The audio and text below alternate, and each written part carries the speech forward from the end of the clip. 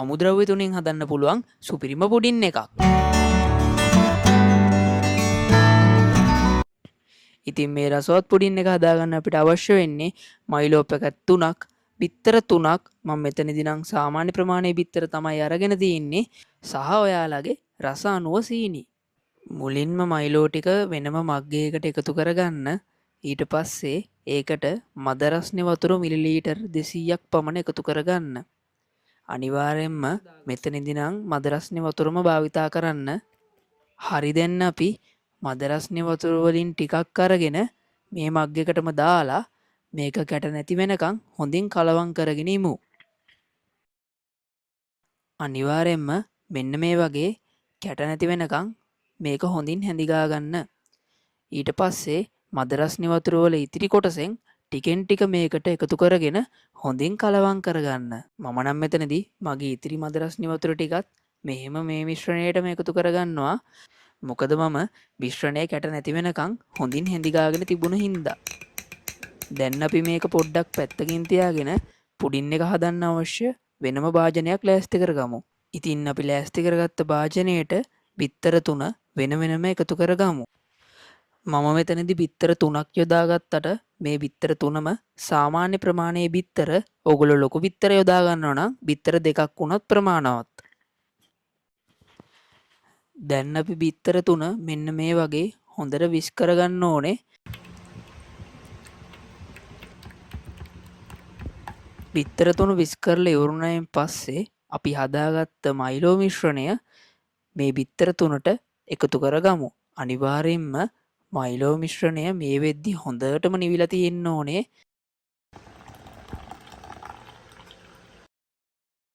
දැන් අපි මේ මිශ්‍රණ දෙකම හොඳින් විස් කරගමු.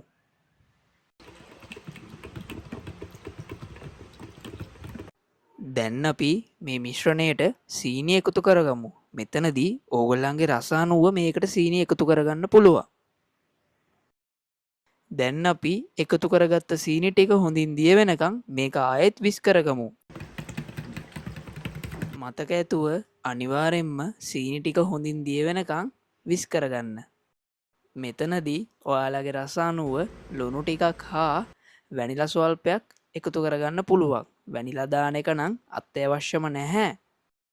වැනිලා එකතු කරගත්තයි කියලා රසය වෙනස් වීමක් නම් මෙතනදී වෙන්නේ නැහැ. ඊළඟට මෙන්න මේ වගේ භාජනයක් අරගෙන සාමාන්‍ය ප්‍රමාණයකට වතුර දාලා ඒක පියනෙන් වහලා රත් වෙන්න දෙන්න. වතුර එක නටනකන් අපි අපේ පුඩින් මිශ්‍රණය දැමීමට අවශ්‍ය භාජනය ලෑස්ති කරගමු. අනිවාර්යෙන්ම මෙතනදී මේ භාජනයට තෙල් චුට්ටක් ගන්න. ලෑස්ති කරගත්ත මේ භාජනයට පුඩින් මිශ්‍රණය දාලා මේක ඇලුමිනියම් ෆොයිල් එකකින් කවර් කරගන්න. මෙතනදී ඇලුමිනියම් ෆොයිල් එක අත්‍යවශ්‍යම නැහැ. පියනක් වුණත් භාවිතා කරන්න පුළුවන්. නමුත් ඇලුමිනියම් ෆොයිල් එකක් ඕගොල්ලෝ ගාව තියෙනවා නම් ඒක වඩාත් මේ වැඩේට හොඳයි.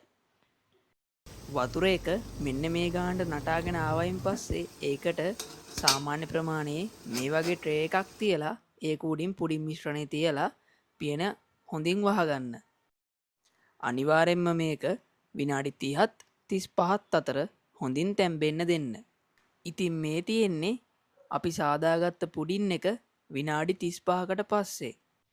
පුඩින් එක ගොඩක් රස්නේ නිසා එකපාර ඉවත් කරගන්න යන්න එපා. පොඩ්ඩක් වෙලා නිවෙන්න තියලා ඊට පස්සේ ඉවත් කරගන්න.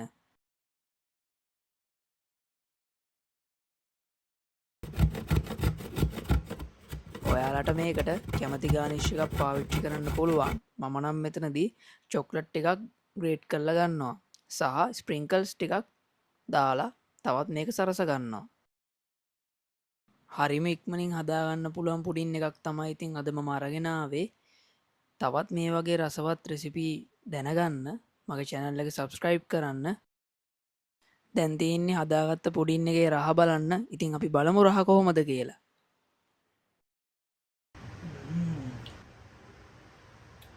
ඇත්තටම හරිම රහයි. පොඩි අමුද්‍රව්‍ය ටිකකින් තමයි මේ පුඩින් එක හදාගන්න තියෙන්නේ. ගොඩක් රසවත්. ඉතින් ඔයගොල්ලන්ගේ හවස කැම මේසයට අමුත්තෙට්ට සංග්‍රහ කරන්න මේක භාවිතා කරයි කියලා මම බලාපොරොත්තු වෙනවා. ඉතින් එහෙනම් අදට ගිහින් එන්න. තවත් අලුත් වීඩියෝ එකකින් මේ වගේ ලේසිම රෙසිපි එකක් එක්ක අපි හම්බෙමු. එහෙනම් පරිස්සමෙන් ඉන්න.